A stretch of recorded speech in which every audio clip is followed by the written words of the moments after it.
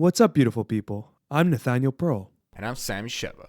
and welcome to Curious Chimps Podcast, a show where we explore the infinite complexities of the human experience. We do not endorse anything illegal, so please consult doctors, do your research, and for the love of all that is holy, be safe. All right, let's talk about drugs. Curious Chimps.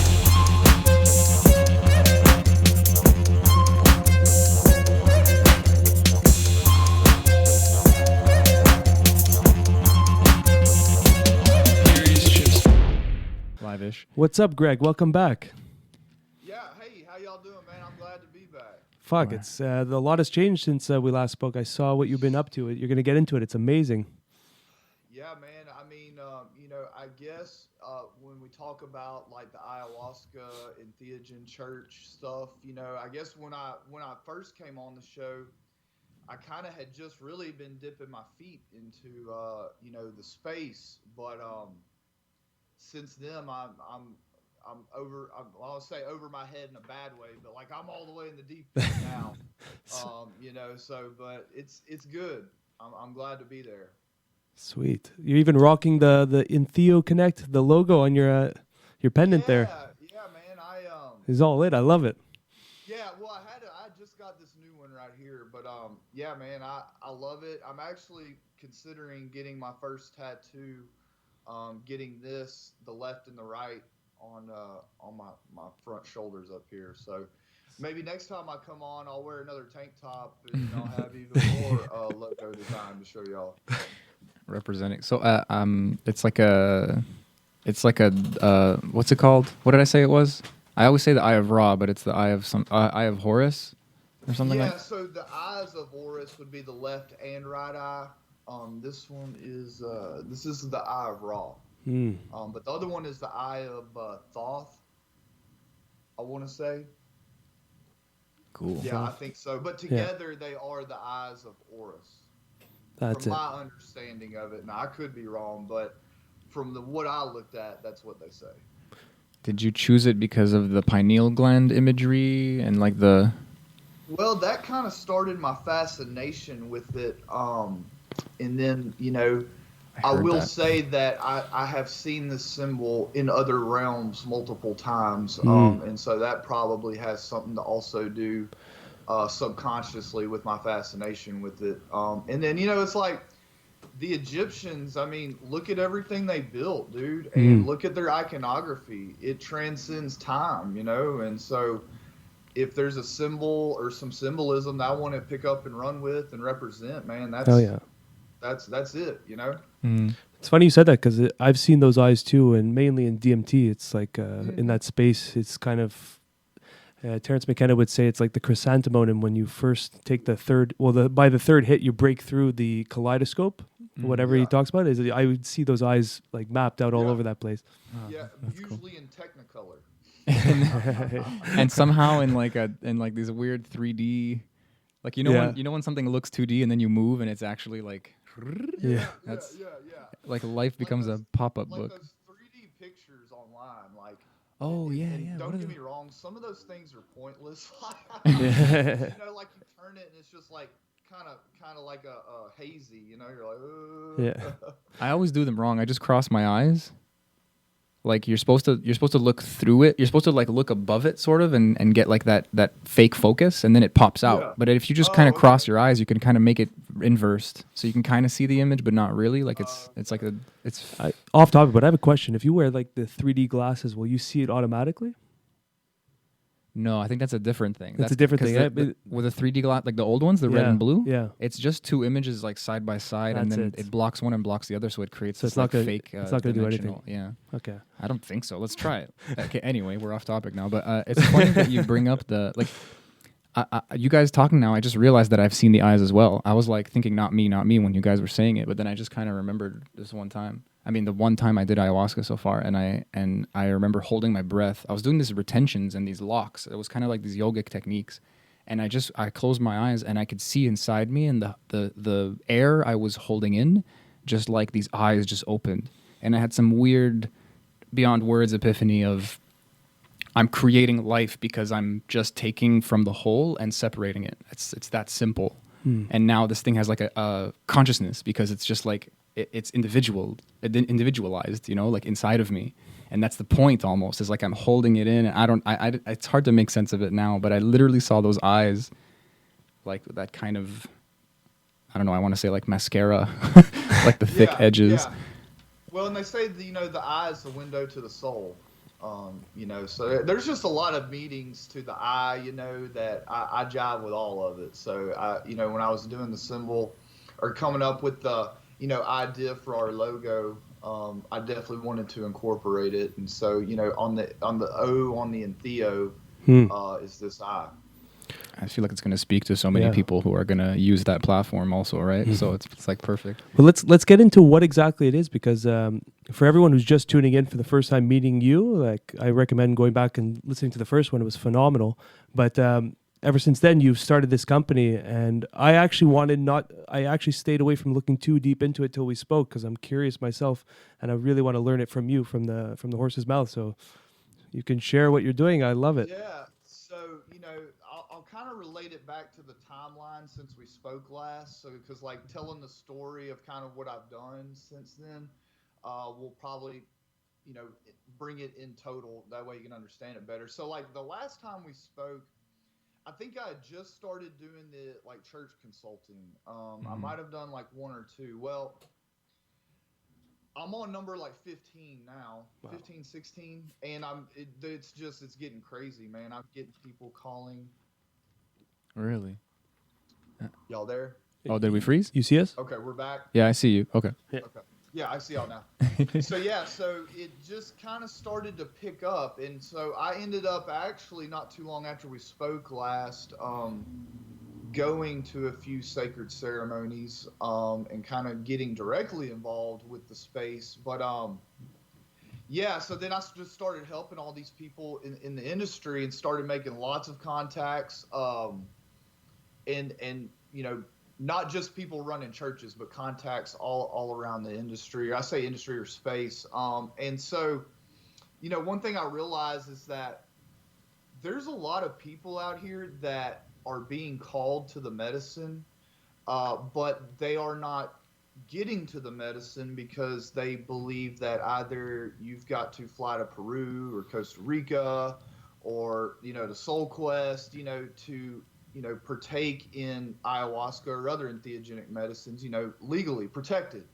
And so that's kind of where the basis of the website started. I wanted to get a collection of the good retreats that I know of from working in the space in the U.S., but also I think there's a few in Canada. It's going to be worldwide, but, you know, to start out, you know, we're specifically going to be focused on the U.S. And so, yeah, I'm just wanting a safe place where people can be a member of the website, connect to those places, connect to other services that are involved. So like integration, breath work, just the whole list of spiritual services that kind of run ancillary to these retreats and ceremonies, combo practitioners, things like that. I'm also going to have listings for them, and then the first phase is also going to include a forum, so people will be able to like create a profile on it. There will be threads started on the forum. Okay. There will be a review section for the retreats and other people listing their services. And so yeah, I just envision it as this big community. Now the second phase past that, we're going to incorporate a marketplace where people can sell their wares, arts, goods.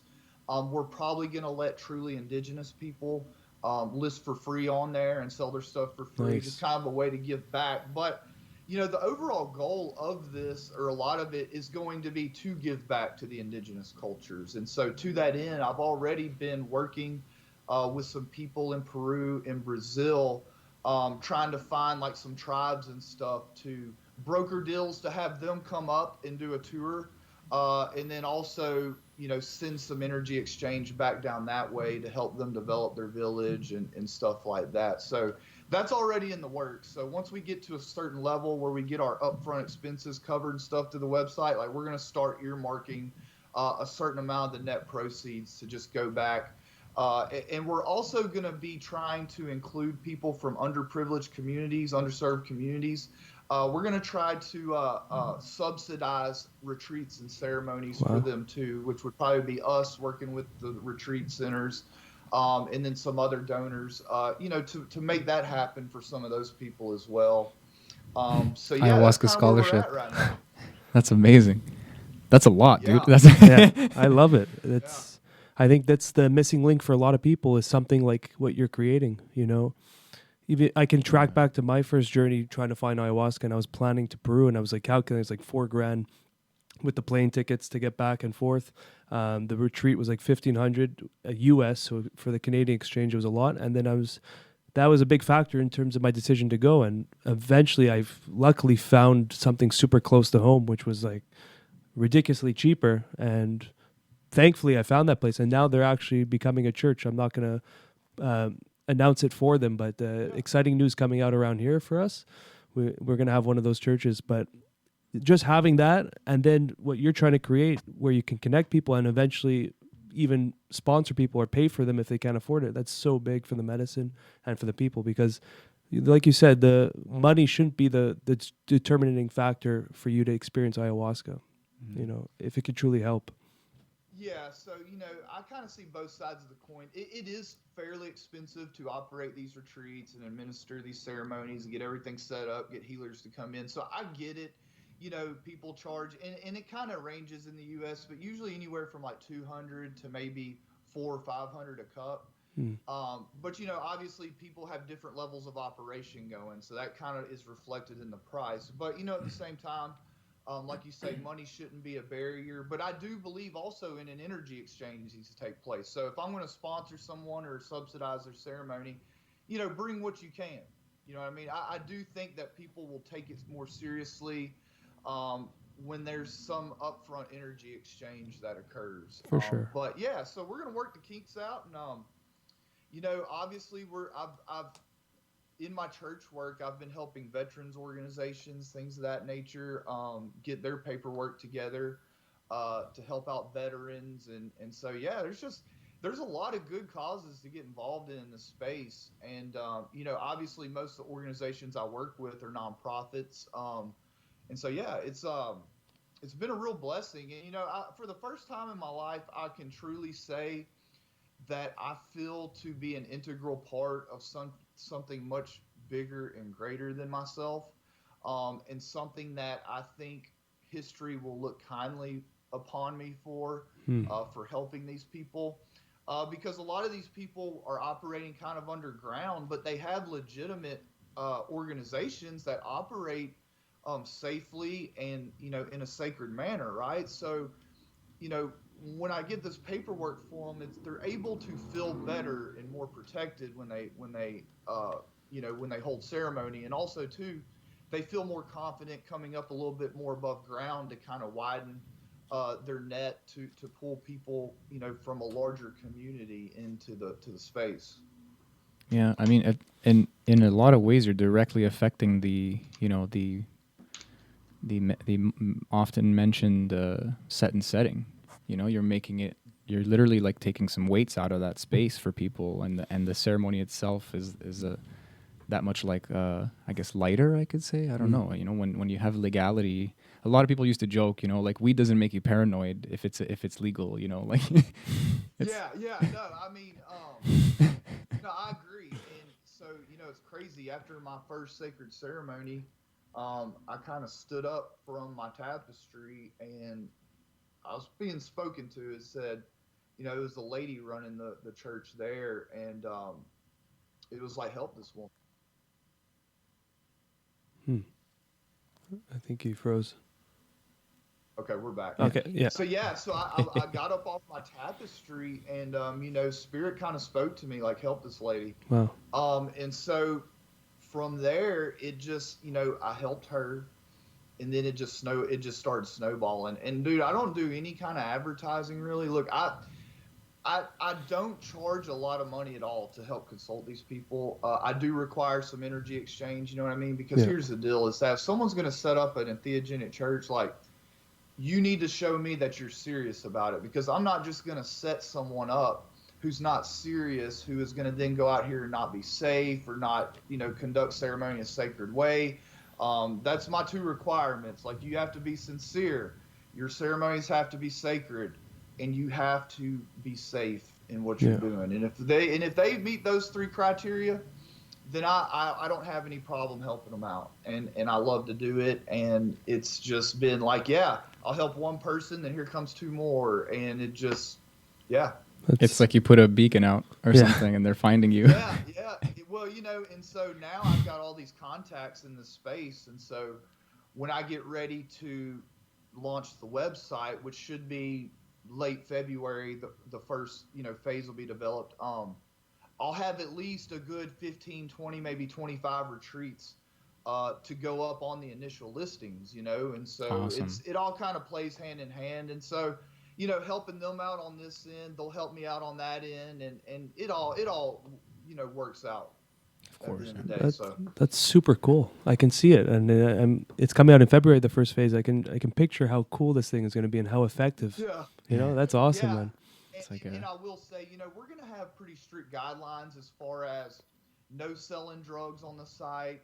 And then also, too, it's going to be a safe place, man. So, like, no bashing each other, no divisiveness, none of that. There will probably be pretty much a zero tolerance policy for it. I do encourage healthy debate, but obviously no slandering or name calling or anything of that nature, just because I want it to be a safe place where people can share their experiences or other things, be vulnerable on the site without fear of people coming at them, It's just like a virtual ceremony. Well, I mean, the aftermath, where we all, the sharing circle.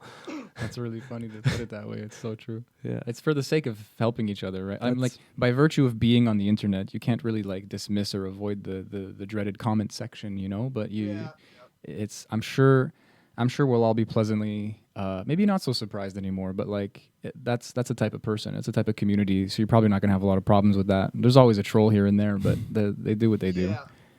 Well, I'll say this too. So, like, for the membership, it's going to be a very small, like, monthly fee, and I'm doing that for two reasons. One, looking through a lot of the documentation I've been provided, like with letters to and from the DEA, I get the idea that they don't get as apprehensive or upset about websites that aren't generally available to the public, right? So, so one, to kind of keep the DEA off our back, and the retreats and everybody. So that's reason one. And then reason two is to kind of weed out the people who aren't absolutely serious about entering the space or being in the space.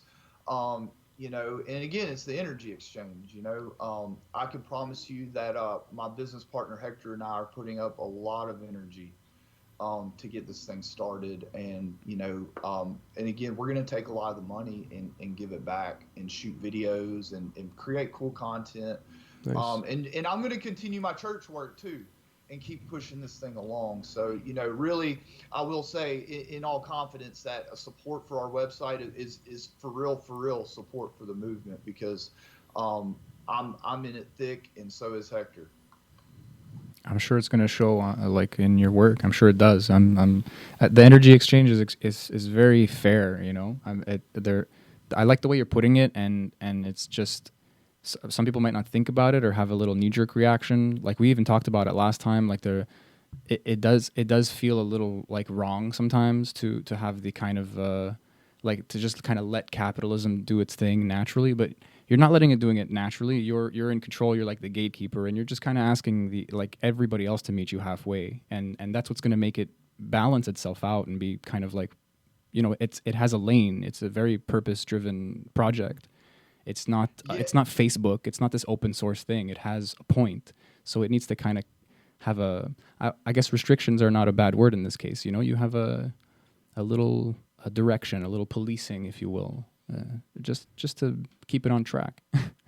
And I'm of the mindset too, is that, look, we're all in this together. Like, we all desire, I think most people in this space desire that one day we be able to expand our consciousness and commune with the spiritual realm without any fear or, like basically these substances be generally accepted and legalized, right? And so everything that we're doing should be trying to kick the ball towards that end goal, right? I mean, look, the religious exception here in the U.S. is great. And it does what we need it to do, because for those of us who are serious about using these as medicines and spiritual guides, it works perfectly. But one day I would like our next generation to just literally be able to expand their consciousness at will with no fear of any kind of prosecution. But to that end, I support people in this space, right? I can't tell you how many times I randomly see someone post something that they made or that they do in this space where I'll just buy it. It's usually cool, but I support people in this space, and I think we all should too, and not get necessarily offended when someone's trying to earn a living, in this space.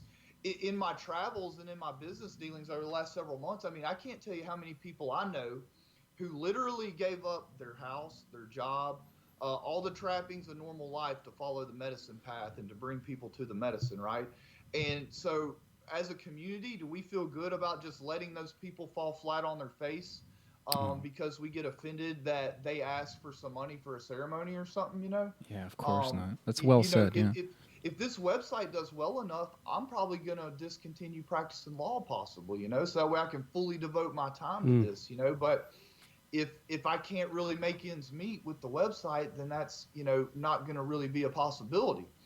So those are just some considerations to think about. I understand why some people are put off by people in this space asking for money. I get it. But I think there's some really good poignant arguments to be made as to why it should be okay that we exchange energy amongst ourselves, money, things of that nature. Yeah.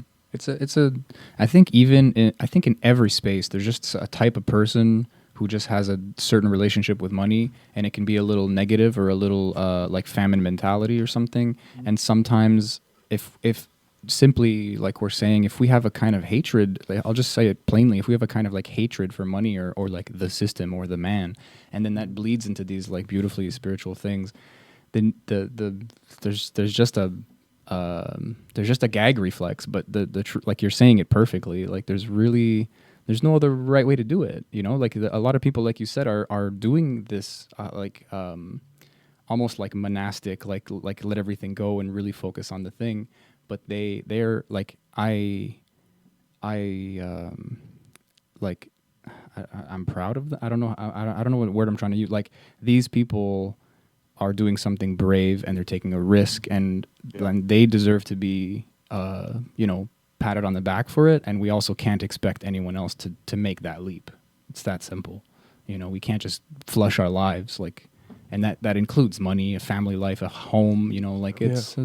This is the society we live in, and I love that. Like the way you talk about it is comforting. You really just I feel like you just have your foot in both worlds, and you see them both clearly. You see the value of both. You see the means to the end, and not in a bad way, like in a reasonable way. And like to what I was saying, I have the same kind of pride towards you. Like for you to say that you would give up law, I don't know if that's just like a choice of comfort and you just like feel better doing that, or if you really are sacrificing something and it's because you believe in that and you want to put your time where you think it's more needed.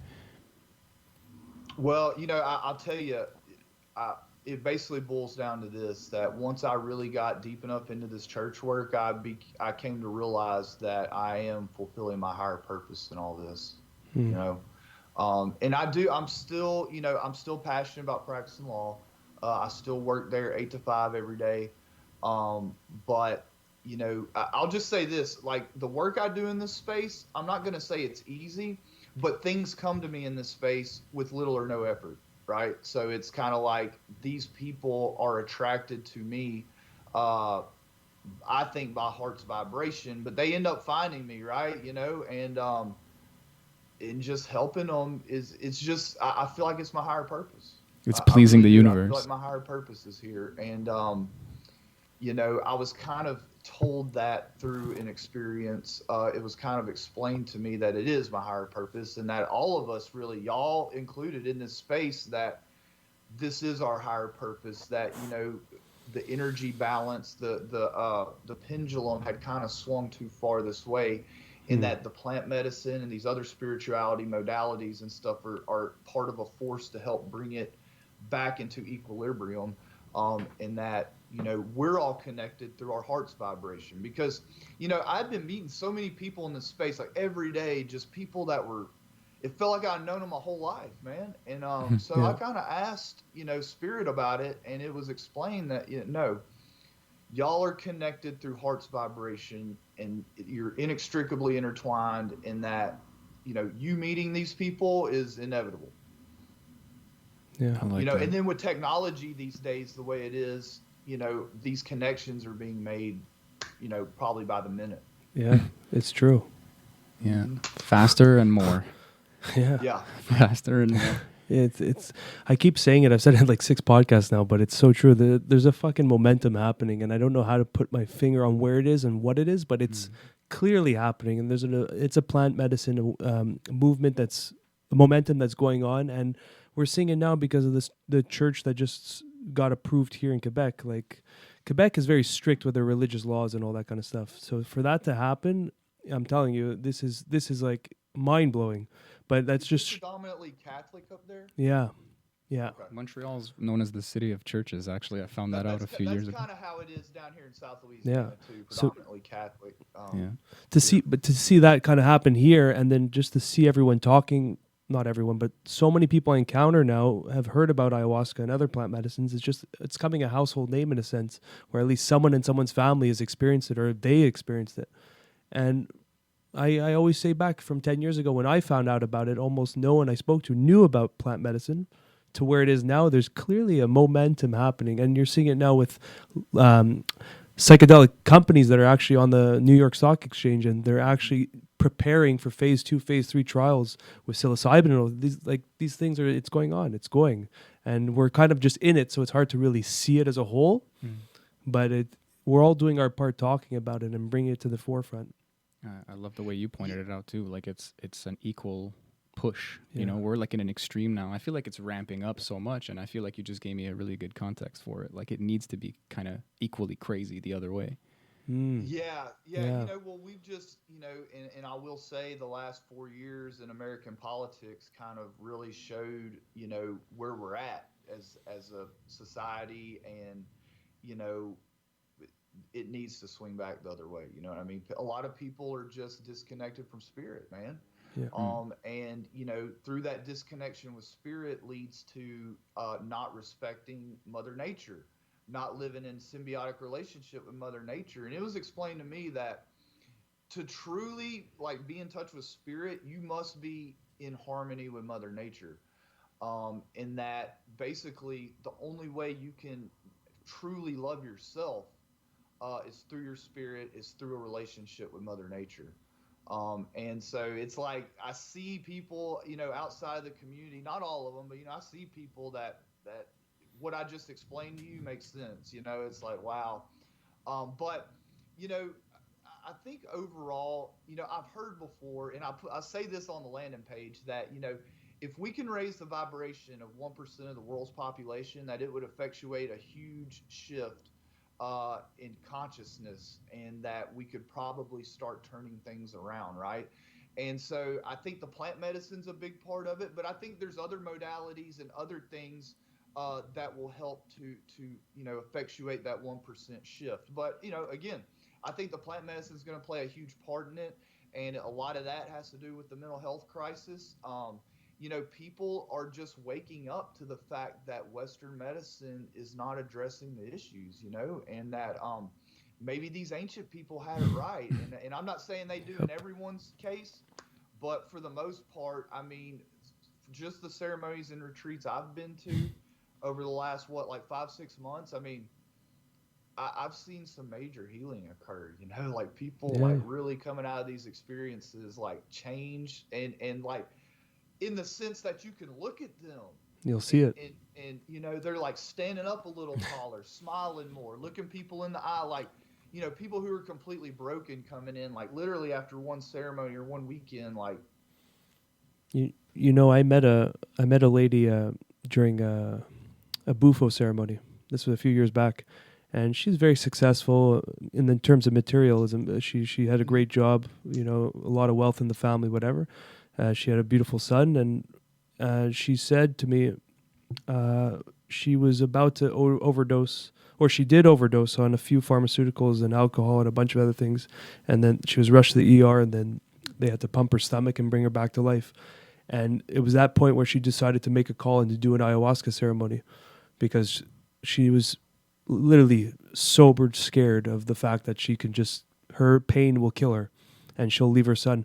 And then she did one ceremony, and from that moment on, that inclination to hurt herself more stopped, and she really started to heal.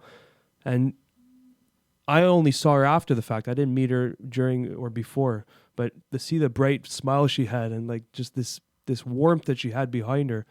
And she told me her story. I couldn't believe it. I was so shocked. And there's so many stories like this where people hit rock bottom and then they do something like a plant medicine ceremony, whether it's bufo, ayahuasca, or even like a meditation. Some people can just get the fucking message from that. And to see the change, you know, that's why you're putting yourself on the line right now and building this company and eventually wanting to do this full time. And that's why we're doing this podcast. And that's why so many people literally leave their lives to start ceremony centers, is because we see this happen and we believe in the message and we felt the message, you know? Yeah, no, I agree. And what was I going to say? That, you know, I do want to say these podcasts are very important as far as the overall movement is concerned, because y'all, you know, get all these different people in and talk about their work. But I wanted to let y'all know I'm actually publishing my second book. All right, so I've done so much research in this law space that I'm giving myself a 2-week deadline to get the rough draft of this book done. Nice. But I've already done all the research. But it's going to be about the law of entheogenic churches in the U.S. And then the last 40 pages is going to be like a rough, kind of generalized how-to guide as far as setting up, you know, your entheogenic church or bringing your ceremony above ground. Wow. But yeah, I think by the time I get the rough draft done and then formatted and put on, it'll probably be 4 or 5 weeks from now. But I'm gonna go and publish that book and just, you know, put it out there for everybody. So Nice. you know, because a lot of people don't realize, you know, that these things are protected. You know, if done right, they're protected, and it is a little bit of a gray area of the law. But I think the way I can lay it out in my book is make people feel better about it. And will hopefully have the effect of having people kind of, you know, start to move their way above ground. No, the worst thing, it would be very sad for people doing this amazing work to lose opportunities just out of sheer ignorance, just to not know that there's opportunities for them. So that's amazing. So this is not exactly a continuation of your book series. Like, you had these kind of... Yeah, you know, it's crazy is that, so when I first entered the space, well, I told y'all I had been kind of guided by an entity to write the first book, but I knew the first book wouldn't be the end of my path.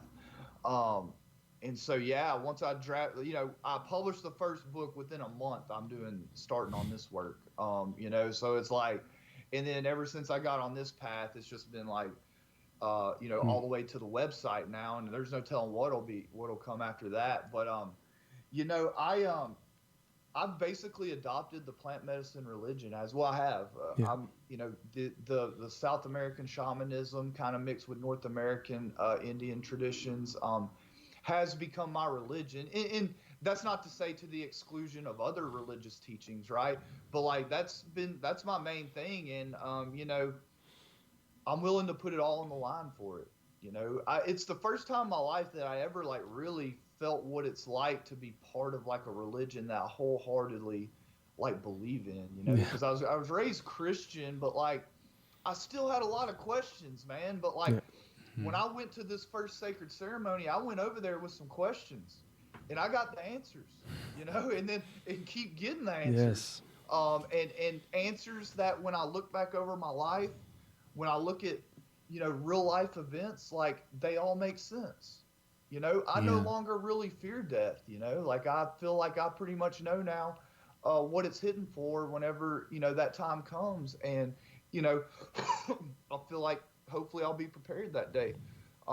you know, to make that final release or transition over to the source, you know?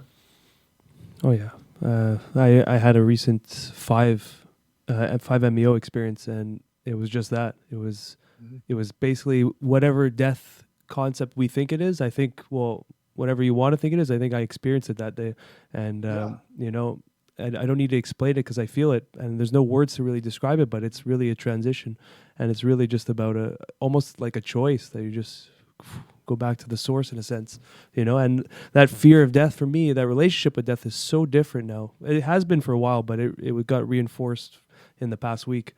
But yeah, and that fear of death for a lot of people, me included at one point, is going to dictate a lot of your decisions in life, you know, until you can come to terms with that moment, with that idea that you're not going to be alive and it's going to end. When you can liberate yourself from those constraints, you can really unlock a lot more into your life and really start to live, you know. Yeah, because you can work back from there. If you can overcome the fear That's of it. death, then like that's the ultimate fear. That's Well, it. then you can work back from there and conquer pretty much anything else in your life. You know, if you do it, you know, just baby steps backwards.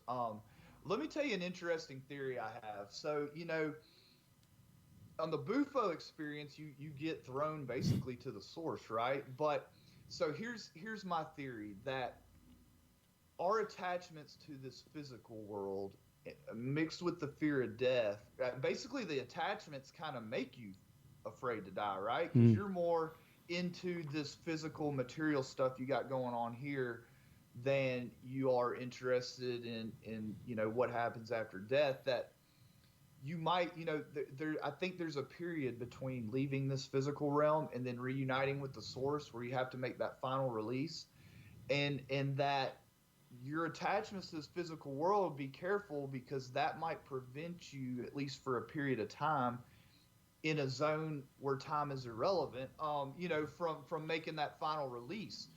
And maybe that's what the Christians in these other religions kind of refer to as hell, being stuck in that transition period there, not being able to make the final release, and in a place where time is non-existent.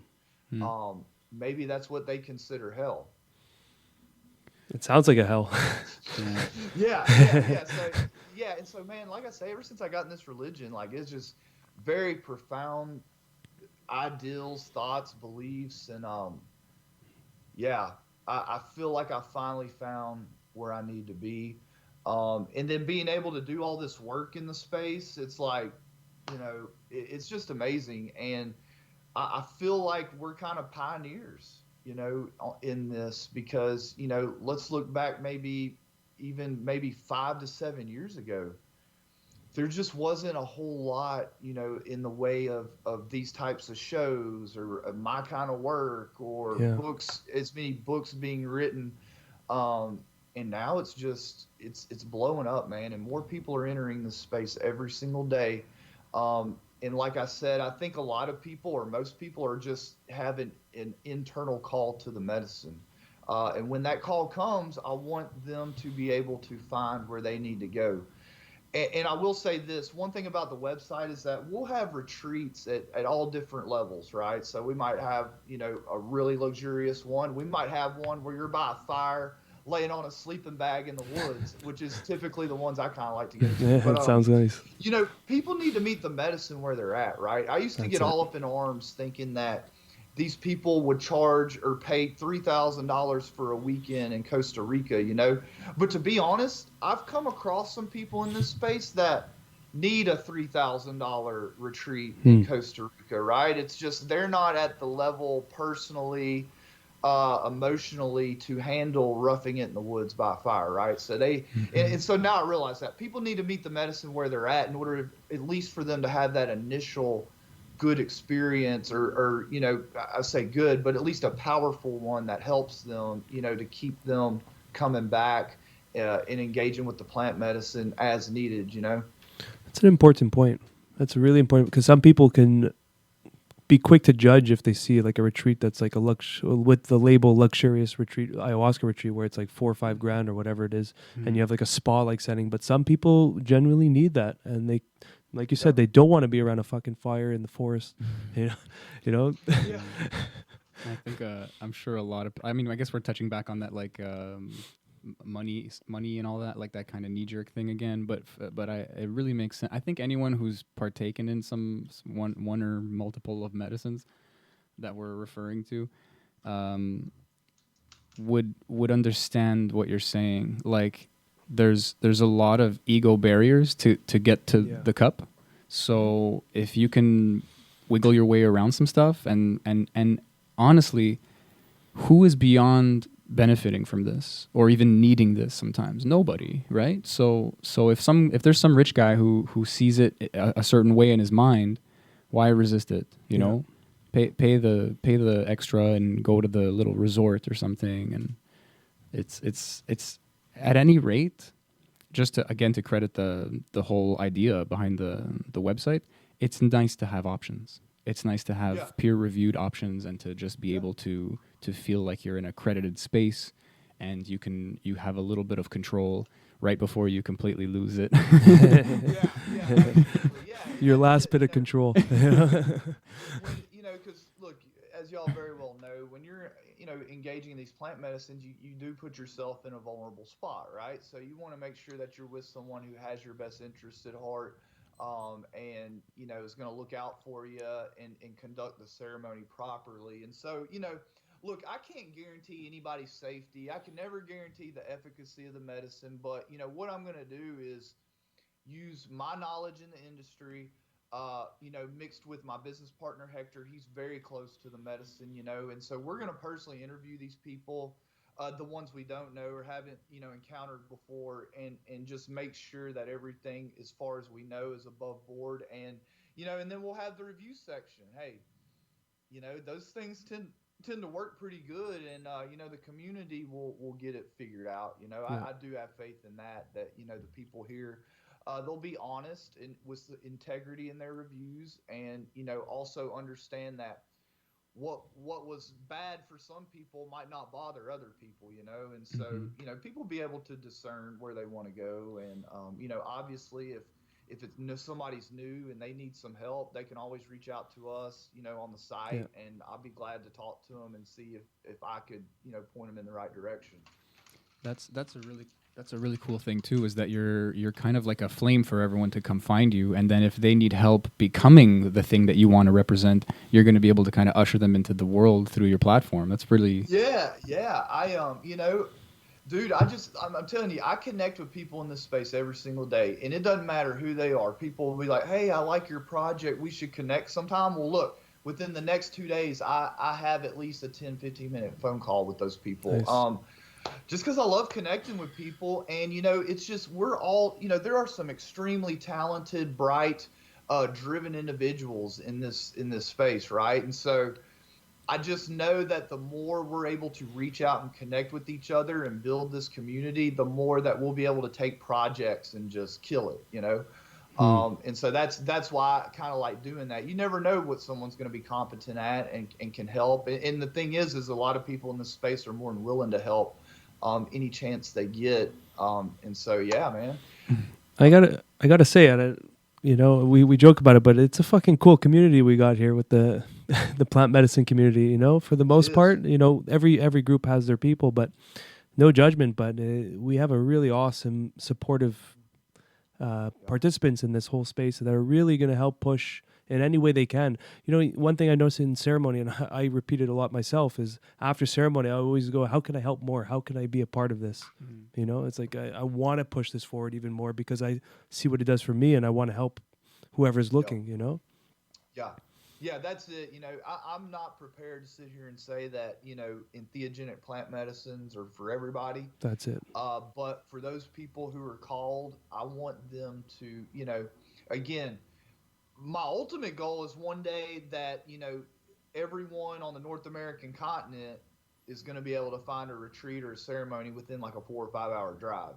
Obviously it's going to take a little bit to get there, but, at least people will be able to find a ceremony for, even though it might be 10 hours away, have to fly there, still at a fraction of the cost of going all the way, to Peru or Colombia or wherever they go in South America or Costa Rica. because a lot of people just don't have the means to do it. There's no telling how many people are sitting out there unaware that within 4 hours there's a ceremony spot that's good, Yeah. that really have a call to the medicine, but thinking that they're going to have to spend 3 or 4 grand to go all the way to South America. And now we got COVID and everything. And so that comes with a whole other set of restrictions, or just general barriers to getting around. So yeah, I want to make that happen for those people. And that's the goal of the site. And I tell you, I told you I work 8 to 5 at the law office, but then I come home and put in another 8 hours on the church work and doing the website stuff. And, it doesn't even faze me, man, because I'm so passionate about everything I do that, working in this space is fun to me. I love it, and I see the results every day. And so I'm sure y'all get the same type of gratitude from the podcast. Mm-hmm. It can be energizing. Yeah. Sometimes you feel, sometimes I don't even appreciate it or notice it fully, but I just afterwards have some kind of like a beaming sort of like a strong emotional state. And it's like, I don't always give it the credit or something, just to be having a conversation and to be doing something simple enough that I can enjoy. But I think I'm a very unconscious person personally. So I think I'm not exactly sure what I'm feeling, but it feels right. And there's something just simply rewarding about it. And I'm kind of obsessed with this cycle of, and you're a huge part of this, just accessibility kind of destigmatizes, and destigmatization leads to more accessibility. So I feel like if I can tip the scale a little bit, there's this already happening wave of exponential awesomeness, so to do anything like that, like I'm sure it's kicking your ass sometimes, like you're a human being, but I understand when you're saying that it, and credit where credit is due, man, but if you found your calling, I mean, like you're saying, there's you would be more depleted if you didn't do it, if you didn't follow that. Or if you ignored it. Exactly. And it's I mean, not to toot your horn too much, but like it's pretty inspirational, man. Like I don't put in a lot of hours and even in the things that I love. So so it's nice to see someone who's so clear-headed and driven, and yet so also immersed in the religious and spiritual aspect. You're integrating so much of it, and so much so that you're a part of the global integration now. It's really fucking cool. You're this fractal integrator. I speaking of integration, I was actually a guy, a main integration coach at one of the churches in Florida, and I were looking at retreat spots near Austin, Texas this last weekend. So it looks like maybe after the first of the year sometime, him and I are going to open up a retreat spot down there in the hill country outside of Austin, and just work it up to be a really nice, well done, well thought out, well serviced retreat center. So that's probably going to be my next foray in this space. But yeah, man, it's just really a blessing. I just feel so much part of something way bigger than myself, and there's opportunities to make a living here and do what you love and help other people. I mean, that's just a win-win. Like I always tell people, it's kind of like with the plaintiff's law, helping, poor people collect from rich corporations. It's like you make really good money doing the right thing, and standing up for the little guy. Like it's a win-win, and so maybe it's not those exact dynamics here, but something similar, helping people heal, and at the same time making a living and spreading love. Like that's what it's all about, really. Yeah. And I wish I had a better word than like entrepreneurship, but it's like you're not sitting on your hands, you're surrounded by people who are pointing in the same direction as you, and you're like you said, you already this is this like current project. You have books like in the making, more in the making probably, and then you're already thinking to the next thing, when this is like merely this project is merely hatching out of the egg, and you're already thinking about Austin, so it's like that's there's no coincidence here, you know, like you're the guy. This is Yeah. what what you're supposed to be doing. Yeah. Well, so I'll tell you another thing too is I've kind of gotten the idea of writing or creating a psilocybin mushroom ceremony. And I tell you why it is. I want to create a ceremony with the psilocybin that honors all peoples of all time, right? Because as far as we know, as far as I'm concerned, psilocybin has been with man for a very long time, providing them with a way to commune with the spiritual realm, providing insights that my reading of my interpretation of history has helped man develop, considerably over time. And so I want to write a ceremony, and I'm consulting with some people who are very intelligent in this space, to write a psilocybin ceremony that, like I said, it honors all peoples of all time and their relationship with the mushroom. But I want to make it a ceremony that's not tied to any cultural group, right? I want this to be a ceremony that anyone who, is using psilocybin mushrooms as a sacrament to help expand their conscious and commune with the spiritual realm, like anybody who's doing it for that purpose can pick up, learn this ceremony, and conduct it anywhere in the world, and that would be in line with tradition. That's awesome.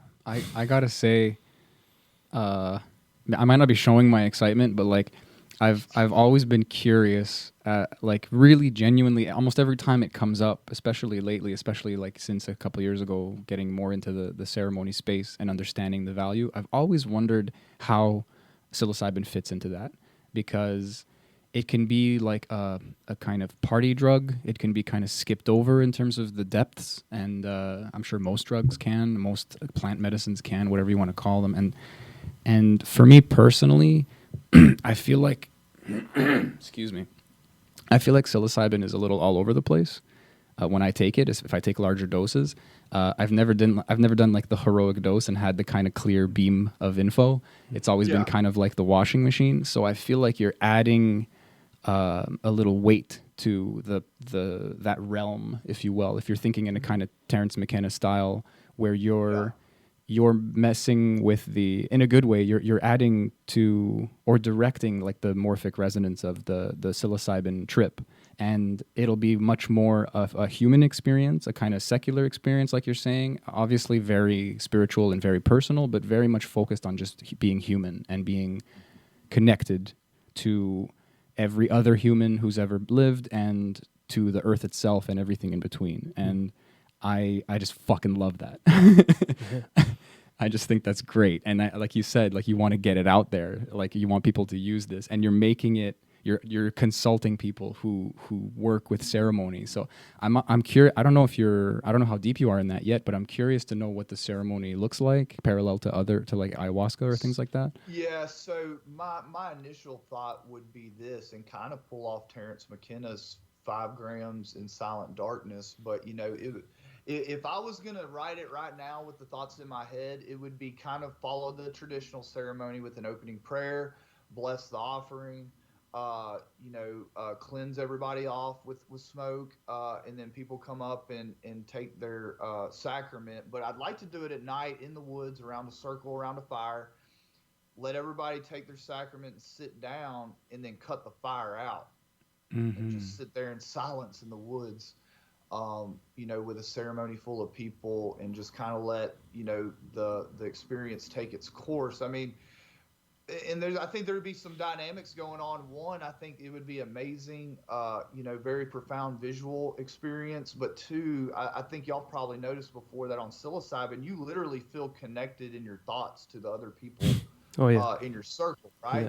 So I just feel like in the darkness, in the woods, with a ceremony of people, that would amplify itself to where I think the visual field would be so similar for everybody that it would be very profound. I think so too. The only way I've ever done psilocybin was with a few friends. We would usually go to the country and just create like a fire. We were younger at the time. We didn't create like a ceremony per se, but it was very respected. The experience was very well respected by all of us. I think just because we understood how serious this could be. And we weren't taking small doses either. I was doing heroic, and they were taking the high 3s, maybe 4 grams. And just this thing we cultivated unconsciously, in a sense, was such a supportive system, because we all took it together. We had our space to do what we needed to do, and we can meet back by the fire at any moment. Like, there's always one of us at the fire, and just that was it. It was just like a silent, collective, like an individual but together kind of experience. But we felt so connected during, Yeah, it was. Yeah, so that's my initial thoughts on it, Yeah. Obviously, I'm gonna, consult my people, and here's the only reason why I'm doing it too. Is one, I want to create a ceremony that's not tied to any lineage, that honors all people, like That's a it. multicultural national ceremony. Mhm. But two, also wanted to do it because a lot of people in the U.S. have this belief that if a ceremony isn't tied to a tradition, or the religious view isn't tied to a tradition, that it's not valid and protected. When that's not the case, I've found several cases where the court basically says, look, if we only go off lineage or history, the major religions we have now would have never made it. If that's the only way to validate a religion is it's got to pass. Well, how did they ever start? It's got to start somewhere. Yeah. And so, again, I would like to, start this new mushroom ceremony with the hopes of maybe starting something that creates a lineage and morphs over time. And, this culture over here does it a little bit different than the ones over here, but that it retains its basic, foundational elements. And I just think it'd be beautiful. I love it, so that's something I have in mind, and hopefully I can use my platform in my contacts to kind of get it started and just kind of see where it goes. Man, that's really like you explained that really well, but like I feel like sitting on it for a second because it's so powerful. Like you're saying that like maybe we're a little paralyzed as a people when it comes to like almost being religious towards tradition, being a little blind towards tradition, and anything breaking tradition, even like thinking of what is sacred, but then kind of thinking something is maybe sacrilegious or blasphemous if we're trying to kind of change or recreate. And you're coming in and saying it can be both. I can come in and I can start something. I can have all the respect and all the science behind it, but I'm the guy here doing it now, and that's what someone did back then. So it's like, how if we stay paralyzed in that sense, then we're never going to have anything new, and that's really bad because things need to kind of evolve as we move forward through time. So that's I just wanted to kind of unpack that because that's really powerful. Yeah. You're just saying Yeah. like I can do this too, and with proper intent and proper preparation, all this thing, but still just from you in a genuine sense. It doesn't have to be complicated. Without a shadow of guilt either, that or maybe it's not the way it was or the traditional way of doing it. It's what it means to you, Yeah. And like I said, there's a bit of a vacuum there when it Yeah. comes to a mushroom ceremony. Like I don't know of any personally. I'm not super versed there, but it seems like it's going to be filling a gap. Yeah. The only official one that I really know of would be like tied to the Marina Sabina tradition, in Mexico, which is I've never partaken in one, but I would love to one day, to see that. But again, it's like these psilocybin mushrooms, like ayahuasca. It's really only naturally grown and made in South America in these certain parts, you know what I mean? So it's obviously very, very tied to that area. And now, look, I personally would probably only, engage in a ceremony that was along those lines for ayahuasca, just because it's so entrenched there. And look, those people have been so gracious to allow their culture and people to come and spread it, So yeah, I definitely say engage with that. But with the psilocybin, it's like it's not limited to one area. I mean, the mushrooms grow all over the world, and so obviously it's a multicultural sacrament that I think should have a multicultural, ceremony with it, and that only serves to further connect us, as inhabitants of the earth, And so I see it as kind of reaching across borders, gender lines, racial lines, all that, to help just connect us around this one extremely sacred sacrament that has the ability to connect us, the whole world. Are you aware of Shroom Fest? Have you ever heard of that? No, I'm not. It's Yeah. I have a base understanding, but there's no place for this festival, this quote unquote festival. It's really just like a period in like a week or so or 3 days. I don't know exactly. I'm sure you could Google it, but it's like a certain time, I think in July or something, and everyone around the world just kind of agrees that it's the time to do mushrooms. So it's a really cool, yeah. Like it's not as ceremonial, but it's definitely tapping deep into that whole connection idea, which seems intrinsic in mushrooms. It's like the 420, but for mushrooms. Exactly. You know? It's like just a worldwide week. I didn't know it was a week. I thought it was I think it's 3 days or Yeah. something. I don't know. it's like a worldwide timeline where we can all hop in and pretty much it's a collective experience. It's interesting. I never did it. I got to research more about it, but it's pretty cool. Yeah, that's interesting. I mean, I guess you kind of engage in a collective unconscious consciousness, you know, through doing it all at the same time. I mean, I'm sure there are elements of that go on, you know, with enough people, you know, around the world that are partaking. It'd be interesting. But yeah, I mean, you know, along those lines, we could come up with some cool, significant day for this mushroom ceremony every year that, you know, all practitioners agree that on this day every year they're going to hold one of these ceremonies. You know, and not to say that's the only day, but say, look, this is our holiday for this specific ceremony. And so all practitioners get together with their congregations or with their ceremonies and hold one. Wow. There's a lot of potential there. I think we could go off for a while with different. Maybe like Terrence McKenna's birthday or something. I think you're onto something here. Now that's a fucking idea. Right there.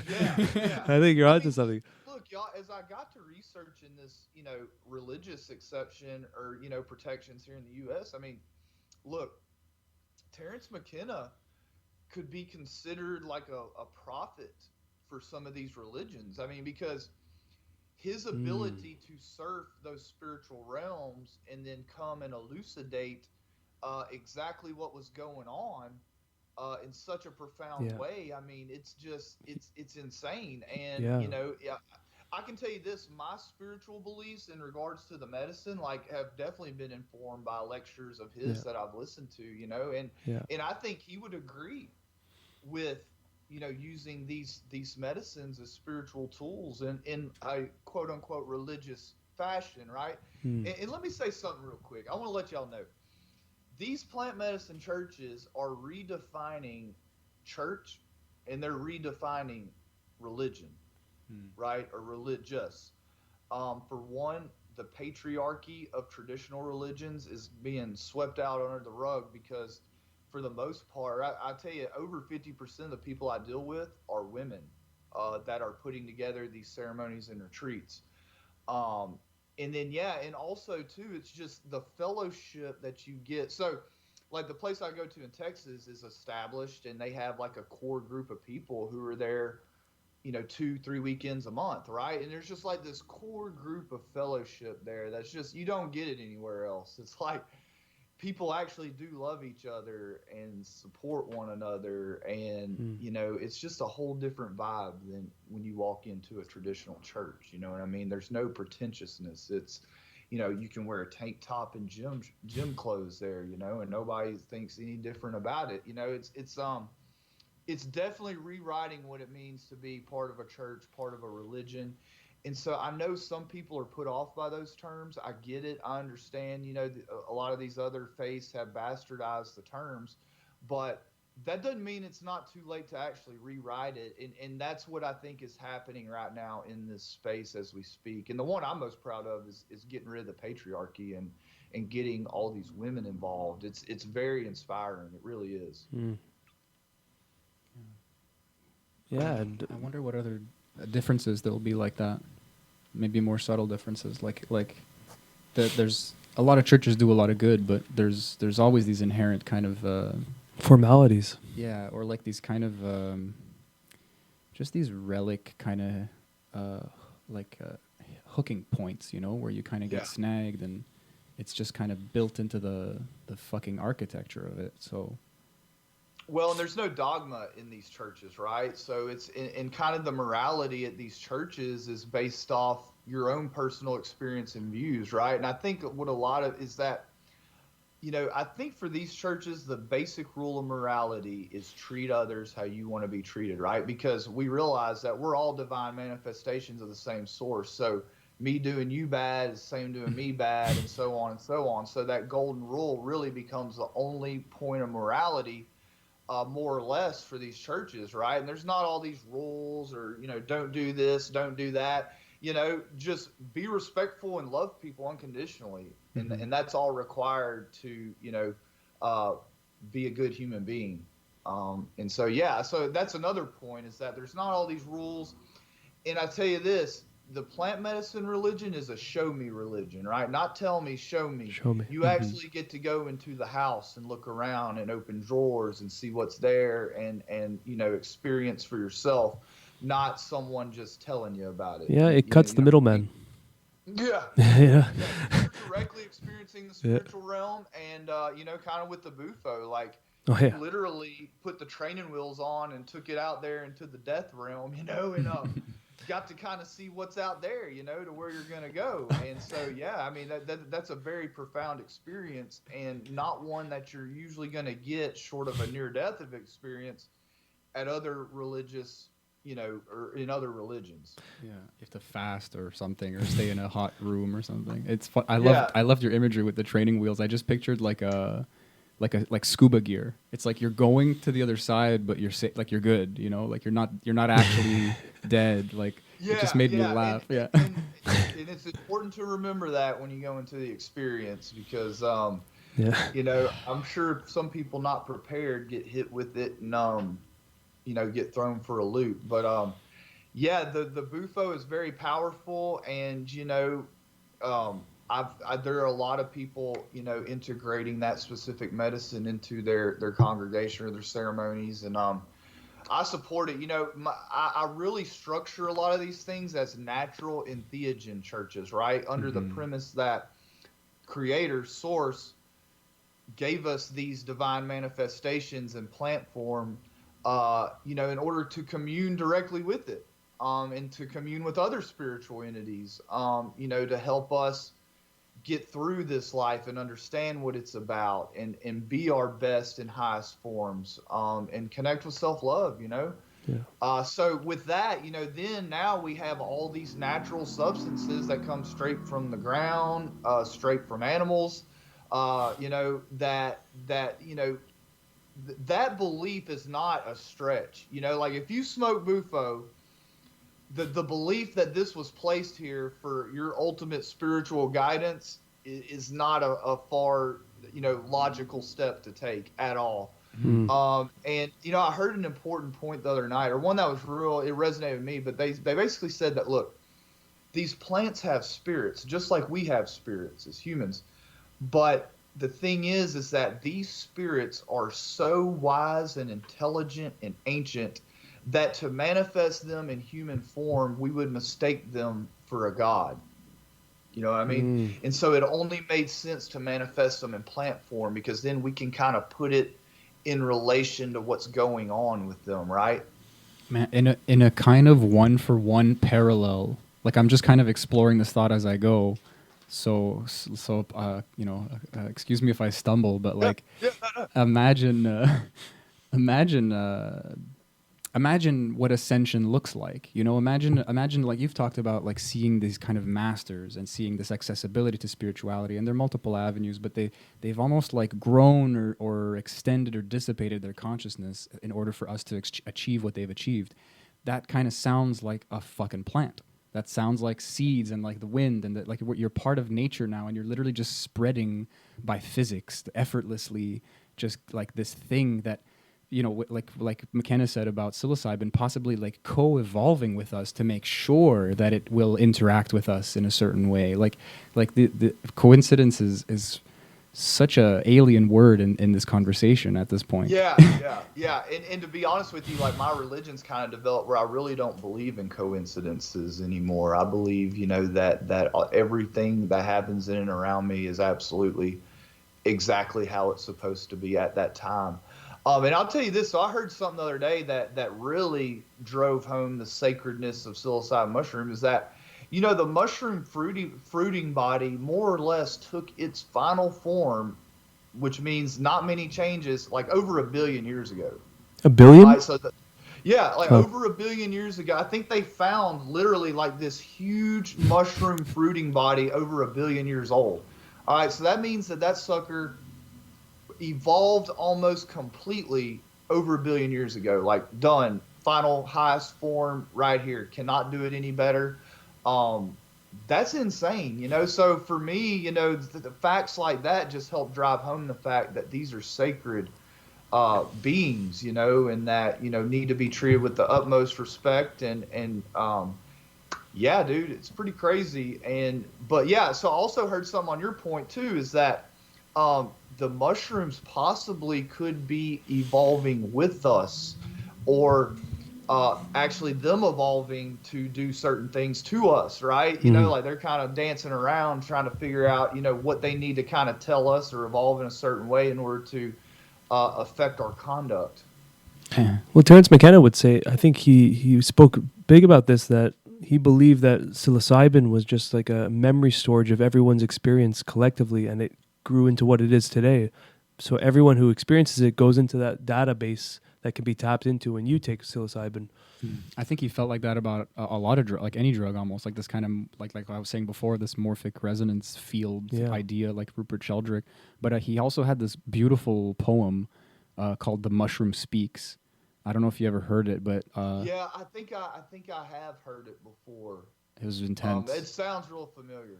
It was very. I mean, it was like he has a way of talking, right? But this was more written and actually, if anything, kind of like simpler language. It's funny that his off the cuff talking was fancier and had all these $5 words, but he kind of like artistically distilled a mushroom trip, and he was explaining how the mushroom spoke to him. The mushroom speaks, and essentially it's like a very direct intelligence sent this space-faring, spore to Earth in some asteroid thingy, like very, very calculatingly, just in certain directions to certain planets that would eventually form life, possibly even causing life to form. Who knows?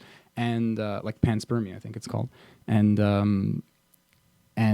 the whole point is to be a messenger. It's this thing that in a hyperdimensional way, in an extra dimensional way, is connected beyond space and time. So us, just like we think we're eating a mushroom, like some monkeys, like McKenna had the what's it called, the stoned ape theory, that kind of created human intelligence, or the like higher intelligent capacity. So the mushroom is literally expanding our consciousness so that we can understand it, and then we'll have access to like ridiculous technology and direct communication with some advanced, I think he called it a galactic federation or a civilization or something, like a higher, I don't want to say like a higher plane of existence, but like it sounds like it's in the 3D, like, I mean, it's all connected. It's all one. We talk about extra dimensions like they're separate, it gets kind of squirrely, but it's a small and concise poem, but it's really fucking mind-blowing. I need to go take another look at it. I think I've seen it before, but I'll go take another look. Yeah, that sounds very profound. And yeah, so the stoned ape theory, I mean, I subscribe to it. Me too. I do. And that also goes to the sacredness of the mushrooms and the relationship with man, and, it's kind of along the lines of the ceremony. And so in the ceremony, I would probably have an opening that talks about things like what you just said and the stoned ape theory, just to relay to the people at the ceremony exactly the sacred nature of the sacraments, so that way they can, because I just think it's profound, is right before you consume them, you come to understand exactly how sacred it is, can help you kind of surrender and, get you into the experience correctly. Yeah, just turn you into this container to like energize the meaning. We were talking about meaning before, and it's like a lot of meaning is our choice, but and sacredness might be the exception. It might be where we see a kind of ubiquitous or obvious meaning or importance, at least, as far as being a healthy human, let's say. And so it's really, I can definitely imagine that. I mean, I think I had a little bit of info about ayahuasca going into the first ceremony, and it definitely informed my reverence. I don't know what to call it. My respect. My Yeah. and then partaking of that. I mean, to say like, you know, it's flagrantly egotistical, but I felt like I was now part of this thing, and maybe that's not so true, and there's more work to be done to be part of like what it has become with people like you creating this kind of movement. But you feel like you really just feel like you partook in some ancient technology, and that it's so, like we were talking about tradition before, like it's beyond your understanding in a really clear sense, but in a lot of ways you feel like you have to start preaching. I almost want to say preaching. You know, my mushroom, or, you know, psilocybin, you know, most of what I get from it are downloads. And I can tell you that there have been specific instances in my life where before I acted or reacted to a certain situation, that those downloads kicked in and informed my consideration or view on exactly what was going on. And I think I told y'all that when I was in rehab for 31 months, just profound spiritual insights that I'd had at psilocybin experiences, some as well as 5 years before, just came back to me, man. Like I could remember like the exact part of the trip too, where these just profound spiritual thoughts entered my mind. And, you know, at the time, I never really attached any significance to them. But as I'm going through this program that's intense, and, you know, you're not going to make it unless you develop some kind of spiritual program, whatever that may be. Mm-hmm. I was informed from the mushroom downloads on this is what this is. This is how you need to address this situation.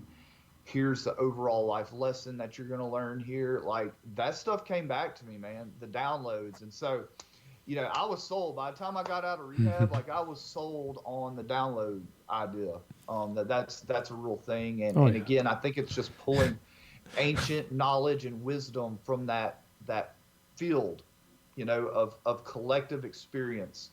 And it's like they know, it's like the mushrooms know which ones you need to pull out of there, you know, to keep for yourself, right? Because it's like they know your destiny and they know where you're going to go. And so it's going to pull out of there what you're going to need well into the future. I look at it like the mushroom's like almost like a galactic USB key. And when you plug it in, it's just like whatever is in that folder that gets pulled into your box, into your desktop, you know? Because I look back in my psychedelic journal, and there was a lot of it was written during or right after mushroom ceremonies throughout the years. And I'm looking back at it, and some of the pages, it seems like it was like a notebook, like I was in class taking notes on what I needed to apply to my life, you know? And I look 10 years later now, and I see a lot of what I've written is what I've been applying, you know? And it's... I don't want to go too deep into the mushrooms, but it's when I had experiences, it almost predicted things that were going to happen in my life that happened months later, and I was prepared for them when they happened because of that mushroom experience. Yeah. Things that very serious in my, like in terms of my family and stuff. It said this is what's going to happen, and you're going to have to do this, and I'm like okay, and I was writing this down, and then it happened almost exact, you know, and that's kind of started solidifying my belief in these sacred experiences, you know, because there was things that happened that it couldn't have known, and I couldn't have known at the time, and then actually happening, you know. And it's not just me. I hear stories like this all the time. It's very, and so that, again, you know, like I understand that there's people in this world that see these substances from a very secular view, right? That these are just chemicals that do this in your brain, blah blah blah. But even the science says that, well, there's this aspect that we term the mystical experience that really has escaped a hardcore, concrete scientific belief. Mm-hmm. And so really, that's where a lot of these churches, retreats, ceremony, that's where this religion kind of springs from, is that, look, this is actually something for real that can't be explained by science. You know what I mean? So this basically is our religion. You know, this is communion with the spiritual realm and the source. And And I think that's powerful, man. You know, it pisses those scientists off so bad that they cannot explain it. But I mean, That's these okay people though. are having, yeah, they're having Yeah. insights and shit that's so powerful, and they're telling the science, you know, they're Yeah. telling these researchers, "Oh, I communed with God." Mm. You know, it's like But they can't explain it. You know, it escapes it. But that's what's exciting. That's what's so exciting to me is that the clinical studies we're literally at the right before the let's call it chaos comes out, because this is going to throw scientists all around panic, scratching their heads, because the results are going to speak for itself. But everyone's going to have, not everyone, but I can imagine or predict that most of these, when it gets to phase 2 and phase 3, when it really hits phase 3 and then the results show, people, I would say in the high 80-90% are going to talk about these spiritual encounters that are almost, you can connect the dots between people on how similar these stories were. And it was like that with the spirit molecule with Dr. Rick Strassman when he did the DMT study, and these 60 plus people he did it on didn't know each other. It was a double blind test, and they almost reported such similar experiences and meeting similar entities, and these people couldn't have known each other and couldn't have communicated with each other. So I'm so excited to see the psilocybin research come out, because this is going to be the monkey wrench for all of us, you know? Yeah, and I right. might have talked about this last time, but I see this movement in three parts. I see the Yeah. research, the FDA trials, I see the decriminalization measures, and then I see this religious front, all kind of act. And, you know, unfortunately, a lot of the camps don't get along a lot of the times, you know, but I get along with everybody. I see everybody's role is very important, and we're all working towards kind of the same goal, more or less, right? But yeah, and here's another thing in the U.S. If you're trying to assert a religious exemption claim, um, you know, the safety of the substances becomes a sticking point for the government because they have to prove a compelling governmental interest. So if the substance is very dangerous, they might be able to overcome your religious claim, right?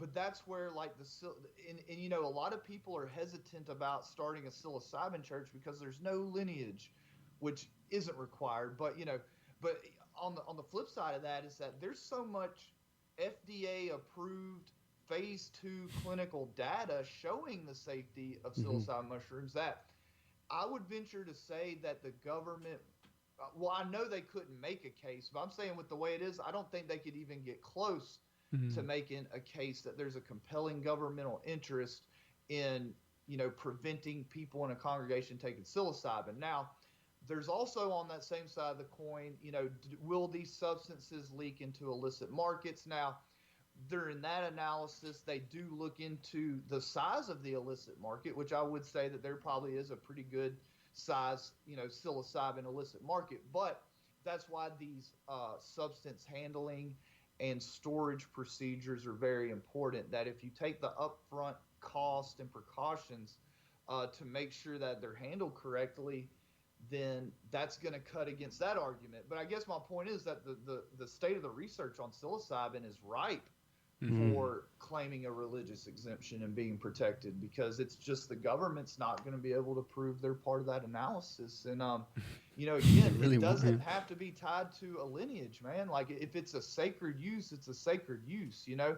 Now I would tie it to his history, you know what I mean? Like I say, history of man's involvement with it and Yeah. development of consciousness and communing with the spiritual realm. But the actual ceremony is being written today in honor of that, you know, and I think that that is something that most definitely would be protected.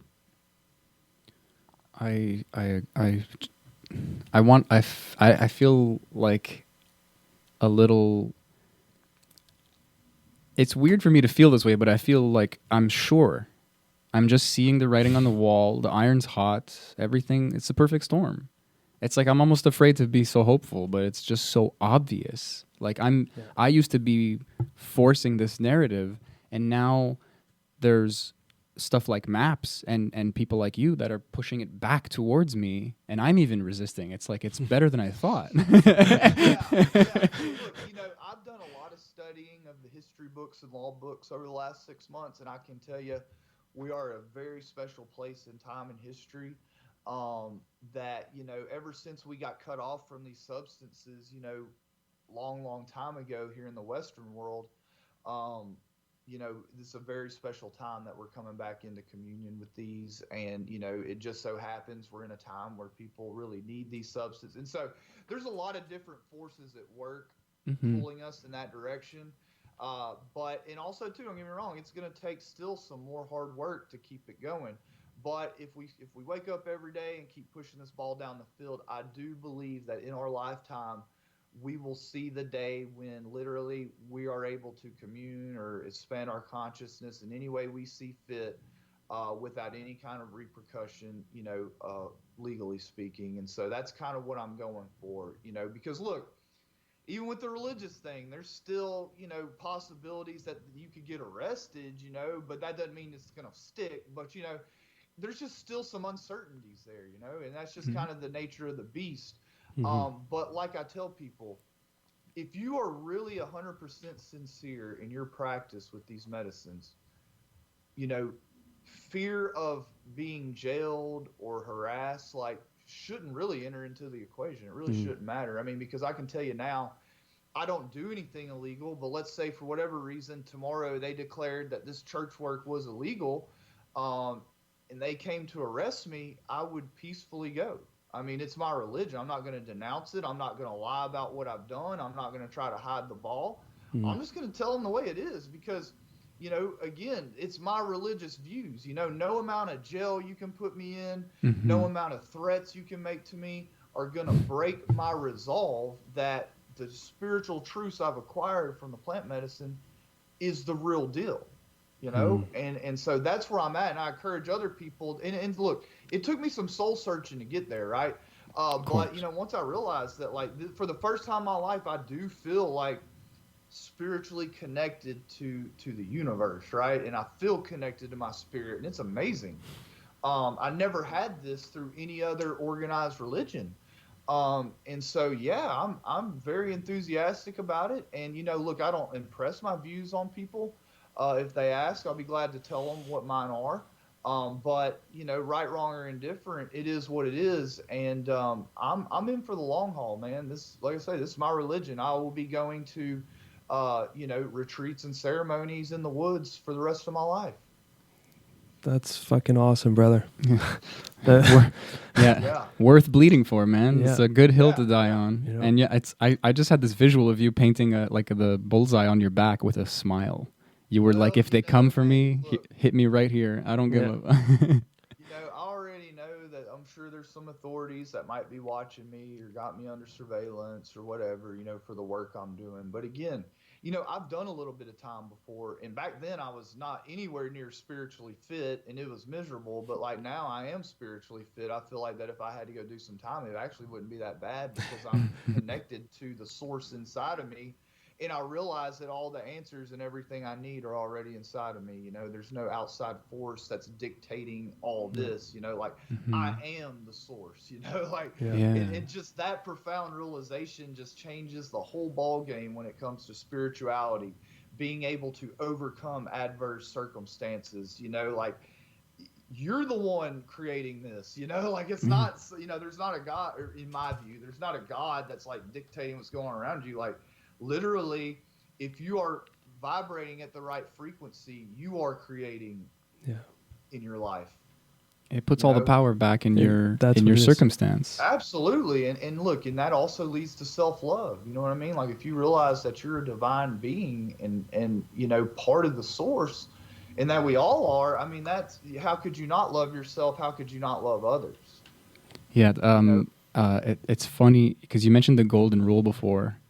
Do unto others the way you would want to be done to you. Aubrey Marcus, I don't know if you're familiar, but he has a podcast and everything. Yeah, there's a few of his podcasts that I really got. He's good. He's actually, I think he's set up in Austin as well too. It's funny that you... Is he? Okay, but I think he was in Denver or something maybe originally. Oh, maybe. I don't know. Maybe on it. I think the gym is in Austin. I think he's in Texas now, though. Maybe I need to reach out to him. 100%. Oh, please do. Yeah. He calls it the platinum rule because he says... You are the other. Take it a step over. You had mentioned it before. You do unto others the way you want because you are them.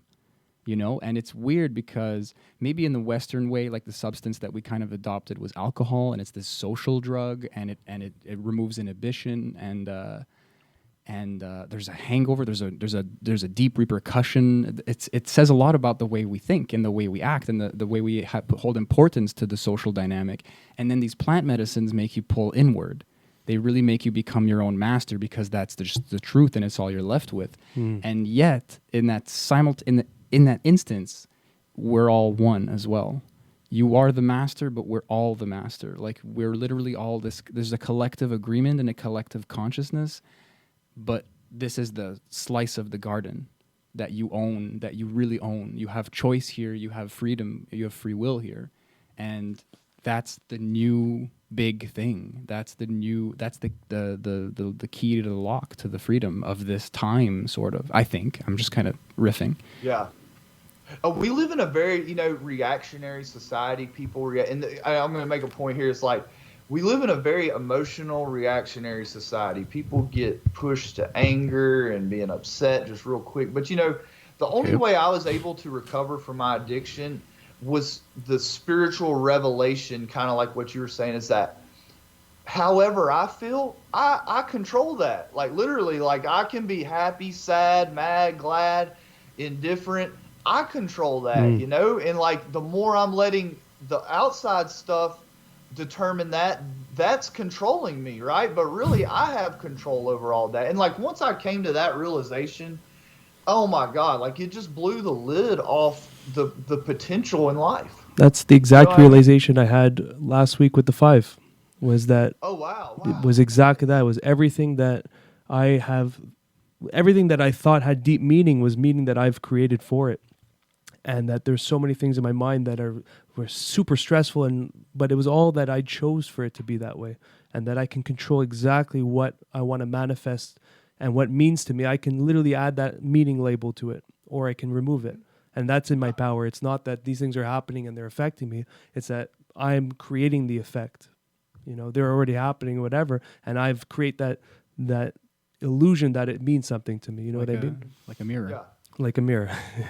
But you could detach from that. You can detach from that, and you can choose exactly what you want to manifest and what you want to mean to you. You can choose what means to you, and that's what I got from the 5. It was just a profound fucking 30 minutes of just like, I knew this. Yeah, man. No, dude, that's awesome, man. My only thing with the 5 is, did you do the actual toad venom, or were you? This was synthetic. Yeah. Okay. Yeah, I've done both. I've done both, but I prefer the synthetic. Oh wow. Okay. Yeah. Okay. No, I like to hear that, because I can't help but think that with the toad population that we might run into a day where it's not as generally available as it is right now. But it's good to hear that the synthetic is incredible. Is just as good. From good sources, it's incredible, because it's and you know what? Because of the toad, it's not. There's a lot of arguments of whether it's ethical or not. It seems to be, from my view, it doesn't seem to harm the toad, but it's going to be worldwide production will be an issue in my opinion. Yeah. Well, look, I'll say this about it though, is that the experience is so profound. I can't help but believe that Source put it there for us to, because look, out of all the sudden, that'll put you directly in touch with the source, right? Like, you're right there. Like, skip these other realms, like, straight to the source.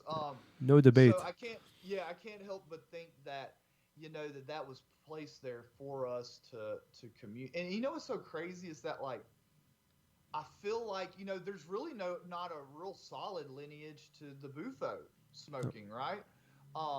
There's arguments to be made that it goes back, and that's fine. But I'm saying, as far as hardcore, concrete scientific evidence, there's no records. Yeah. There really is no records. But in my mind, it's because all of this is unfolding exactly how it should. Like, this super profound medicine is discovered at the beginning of an era that ended up being really crazy. Loss of spirit for a lot of people. Like, now we found this. It just seems like the timeline is unfolding exactly how it should, and it's and like I say, now I look at events with that kind of meaning, that wow, well, this is happening exactly how it should. So Whatever happens with the toad, I'm almost sure that it's exactly what's supposed to happen. But I would like to see them be preserved at least to some degree, to where there is still some authentic venom available, just kind of not as it is right now. Because I know, like, where I'm at, there's people, medicine people with large bags of the venom, that.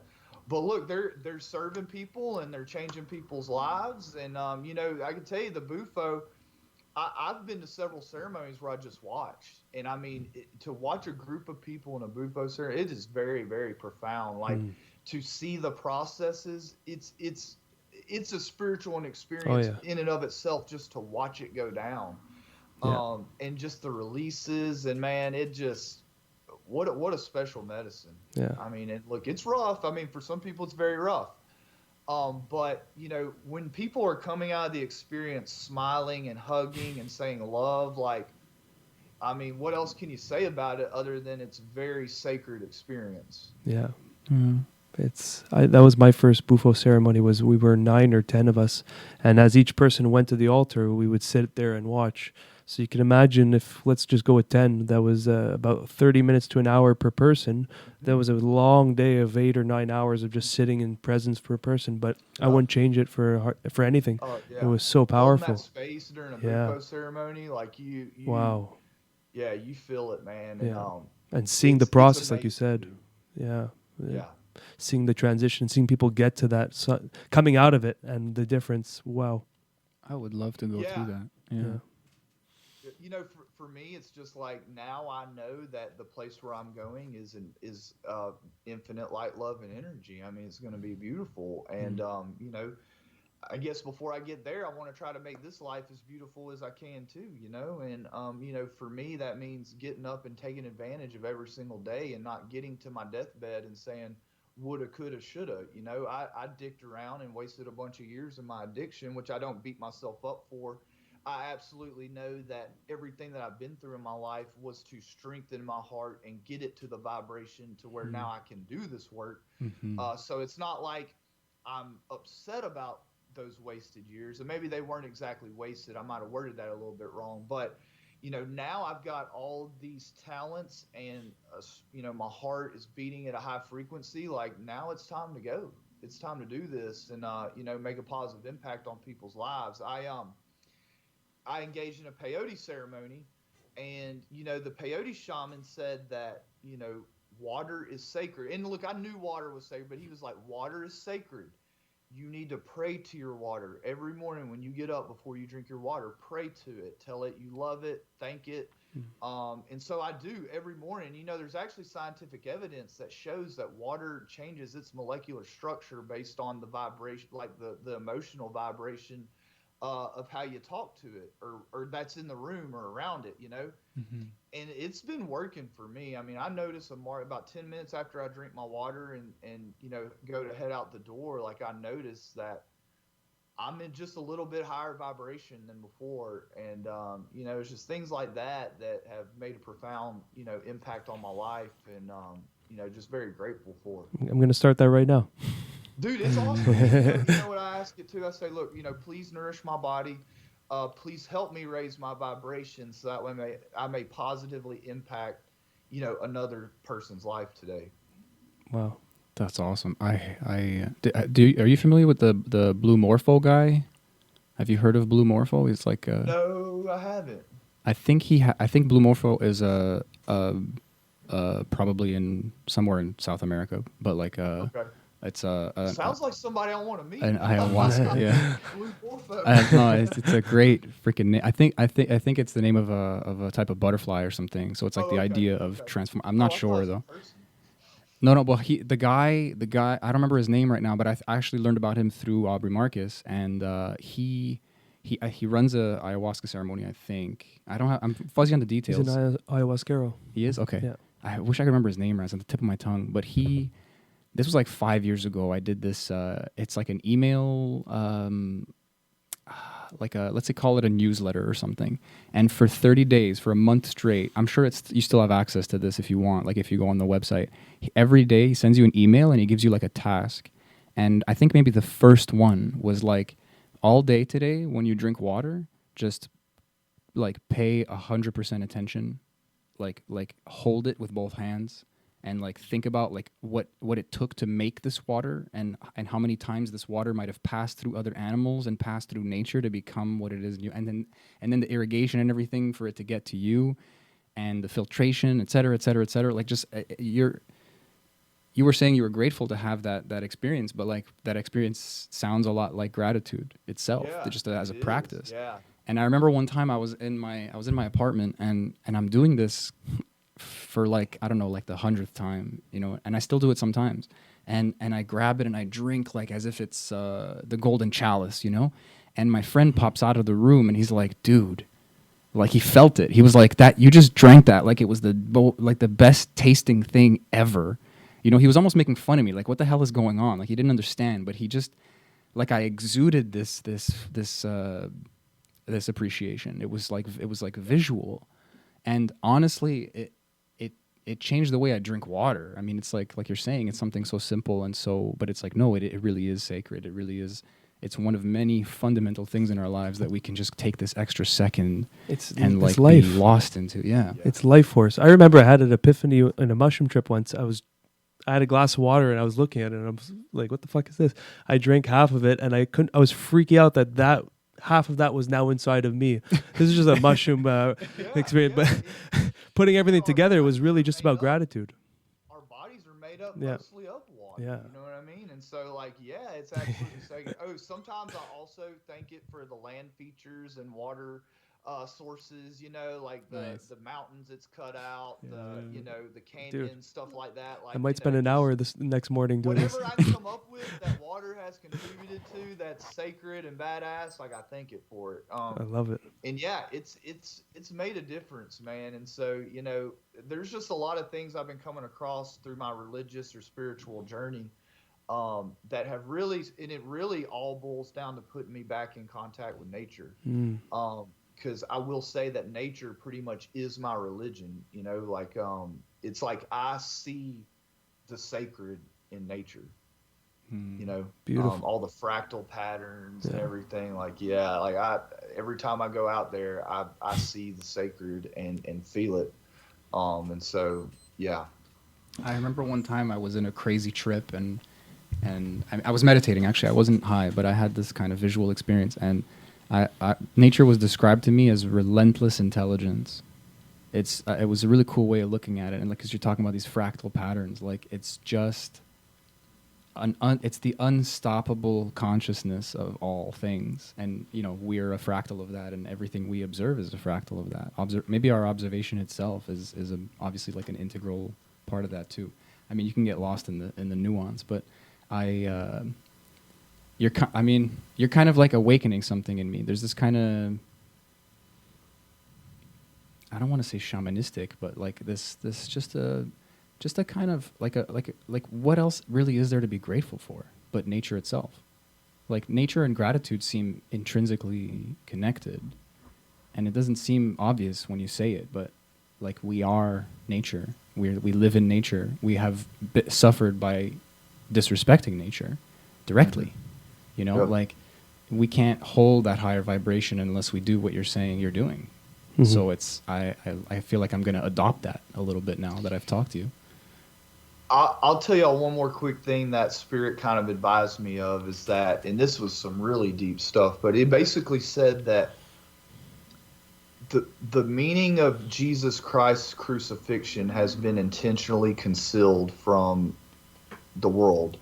Basically, what it was explained to me is that, look, really what Jesus Christ's crucifixion marked a turning point where man started to, for real, turn away from nature, right? Like, people had started civilizations kind of prior to that, but like, his death marked a removal from nature and a removal from spirit, you know, from man. And that the same people who crucified him kind of had trying to cover it up and made the Bible on how, you know, basically how we treat other people. But really, you're not able to treat other people till you love yourself, right? So, and the only way, I don't say only, but like the primary way to connect with self-love is through nature and to commune with nature. And so it was a pretty deep insight. But then Spirit went on to say that like modern medicine really is involved in it too, because they kind of see nature as this outside force, and that man can tame it and make it better and all this, when really nature is perfect in itself. In that, basically, as y'all are aware, when we put our will into it, it gets messed up. And we're kind of coming to a head on all that with the environment, people's disconnection with spirit. And I think people are starting to realize that, we went wrong somewhere down, somewhere back in the road. Like we kind of took a wrong turn here, and we need to start veering back towards, where we need to be in connection with spirit, connection with self-love, the source, and that's what our website logo is, connect with sacred. Connect with spirit, connect with source, connect with self-love, because those are kind of the four essentials. We feel, engaging with the plant medicine, what you're going to get and what's kind of going to help people, live their best and highest self. Amen. Yeah. I love it, man. Yeah, man. Greg, we got to wrap this up, but Yeah. dude, it was a pleasure to have you on again. Yeah, dude, I tell you what, we'll shoot for after I launch. I'll come back on. Anytime. I'll have some more stuff to share, and yeah, we'll just plan for then. If something super profound happens in the interim, I'll let y'all know. I might come back on. You have an open invitation. Yeah, man, it's always a pleasure, honestly. Like you're living a fascinating life and doing some really cool work, but you're also very just fun to talk to. So we would love to. I'm gonna write a book one day eventually on all this. My whole story of my life and how everything shook out. It's just like, sometimes it's even crazy for me to think about it, but one day I'm gonna, and that might actually be a difficult book for me to write, but one day I'm gonna sit down and do it, and just share my story with the world. Nice. I'm sure it won't be easy, but I'm sure I'll read it front to back, and I'm sure it's gonna help a lot of people. I actually just bought your first book, the psilocybin. Oh, okay, yeah, man. So I'm gonna burn through that real one. quick. I met a lawyer. I was at a ceremony in Virginia a couple weeks ago. A girl that I did a church for actually flew me up for a weekend ceremony in the Shenandoah Mountains, and amazing. I met a really cool lawyer, man. Like, he's like very mindful. Like, he does meditation and yoga with his clients. He's a personal injury lawyer. But he bought like 20, 30 copies of my books to hand out to his clients. Oh, wow. Yeah. Okay. Yeah. Very cool. That must have been humbling as all fuck. Wow. Yeah, man. I mean, look, like I say, dude, there's a lot of extremely good, talented people in this space. And, we're going to utilize all our resources. That's it. And let's keep the movement going with all of our work, whatever it is, whatever you're doing, listeners, and whatever we're doing, whatever you're doing, it's all helping. So no matter how big or small, it's all part of the movement. That's right. All right, brother. Beautiful. All right, man. Thank y'all. And I'll be in contact. Anytime. Take care, brother. All right. Much love. Peace, man. And stay curious. Yes. And go check episode 46 when he came on the first time. That man is a genius.